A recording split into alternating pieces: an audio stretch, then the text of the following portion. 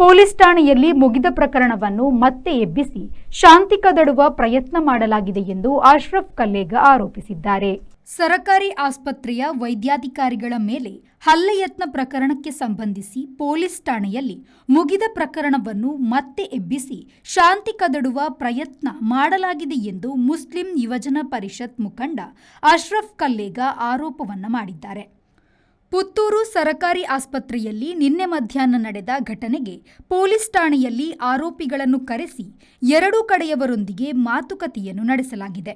ಆ ಬಳಿಕ ಆರೋಪಿ ಸ್ಥಾನದಲ್ಲಿರುವವನನ್ನು ಪೊಲೀಸರು ಬಿಟ್ಟು ಕಳುಹಿಸಿದ್ದಾರೆ. ಆ ಬಳಿಕ ಪುತ್ತಿಲ ಪರಿವಾರದ ಮುಖಂಡ ಅರುಣ್ ಕುಮಾರ್ ಪುತ್ತಿಲ ಈ ಪ್ರಕರಣಕ್ಕೆ ಎಂಟ್ರಿ ಕೊಟ್ಟಿದ್ದಾರೆ ಮತ್ತು ಇವರ ಜೊತೆಗೆ ಇಂಡಿಯನ್ ಮೆಡಿಕಲ್ ಅಸೋಸಿಯೇಷನ್ ಕೂಡ ಸೇರಿಕೊಂಡಿದೆ. ಪೊಲೀಸ್ ಠಾಣೆಗೆ ತೆರಳಿ ಅರುಣ್ ಕುಮಾರ್ ಪುತ್ತಿಲ ಆರೋಪಿಗಳನ್ನು ಬಂಧಿಸುವಂತೆ ಧಮಕಿ ಹಾಕಿದ್ದಾರೆ. ಇಲ್ಲದೆ ಹೋದಲ್ಲಿ ರಸ್ತೆ ತಡೆ ನಡೆಸಿ ಪ್ರತಿಭಟನೆ ನಡೆಸುವ ಎಚ್ಚರಿಕೆಯನ್ನು ನೀಡಿದ್ದಾರೆ. ಪ್ರತಿಭಟನೆಯಲ್ಲಿ ಮುಸ್ಲಿಮರ ವಿರುದ್ಧ ಘೋಷಣೆಗಳನ್ನು ಕೂಗಿದ್ದಾರೆ. ಮುಸ್ಲಿಮರಿಗೂ ನಿನ್ನೆ ನಡೆದ ಘಟನೆಗೂ ಯಾವುದೇ ಸಂಬಂಧವಿಲ್ಲ.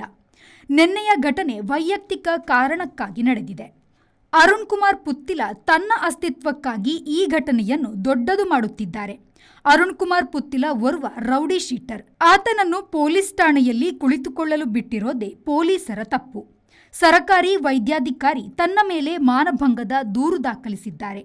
ಅರುಣ್ ಕುಮಾರ್ ಪುತ್ತಿಲ ಮಾನಭಂಗದ ವಿರುದ್ಧ ಪ್ರತಿಭಟನೆ ನಡೆಸಲು ಮುಂದೆ ಬಂದಿದ್ದಾರೆ. ಆದರೆ ಸ್ವತಃ ಅತ್ಯಾಚಾರದ ಕೇಸನ್ನು ತನ್ನ ಮೇಲೆ ಹಾಕಿಸಿಕೊಂಡಿರುವ ಪುತ್ತಿಲ ಮಾನಭಂಗದ ಬಗ್ಗೆ ಮಾತನಾಡುತ್ತಿದ್ದಾರೆ. ರಸ್ತೆ ತಡೆ ನಡೆಸಿ ಸಾರ್ವಜನಿಕರಿಗೆ ತೊಂದರೆ ನೀಡಲಾಗಿದೆ. ರಸ್ತೆ ತಡೆ ನಡೆಸಿದವರ ವಿರುದ್ಧ ಪೊಲೀಸರು ಕೇಸನ್ನು ದಾಖಲಿಸಬೇಕು ಎಂದು ಮುಸ್ಲಿಂ ಯುವಜನ ಪರಿಷತ್ ಮುಖಂಡ ಅಶ್ರಫ್ ಕಲ್ಲೇಗ ಆರೋಪ ಮಾಡಿ ಒತ್ತಾಯಿಸಿದ್ದಾರೆ.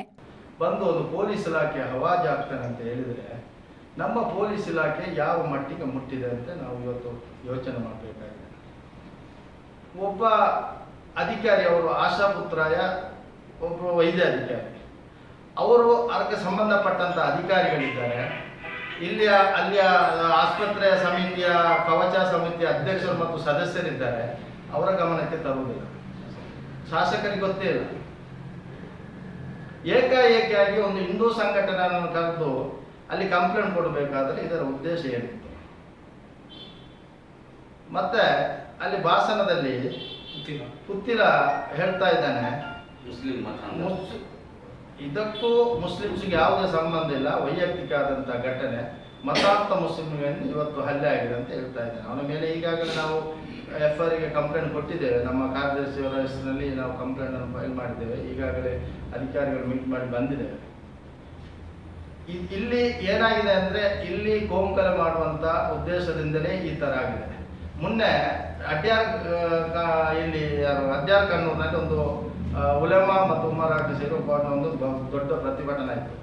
ಒಂದು ದಿನಕ್ಕೆ ಮುಂಚೆ ಪುತ್ತಿಲ ಹೇಳ್ತಾ ಇದ್ದಾನೆ, ಗುಪ್ತಾಚಾರದಿಂದ ನಮಗೆ ಮಾಹಿತಿ ಬಂದಿದೆ, ಇವ ಏನು ಗುಪ್ತಾಚಾರ ಅಧಿಕಾರಿ ಅಲ್ಲ, ಇಲ್ಲಿ ಹಿಂದೂ ದೇವಾಲಯ ಅಕ್ರಮ ಆಗ್ತಾ ಇದೆ, 4 ಗಲಾಟೆ ಆಗ್ತಾ ಇದೆ ಅಂತ ಹೇಳ್ತಾನೆ. ಇವನೇ ಉದ್ದೇಶ ಗಲಾಟೆ ಮಾಡುವ ಉದ್ದೇಶ ಇತ್ತು, ಅದು ವಿಫಲವಾದ ಕಾರಣ ಇವತ್ತು ಪುತ್ತೂರಿನಲ್ಲಿ ಇನ್ನೊಂದು ಕೋಮು ಗಲಭೆ ಮಾಡುವಂತ. Anish, V4 news, Puttur.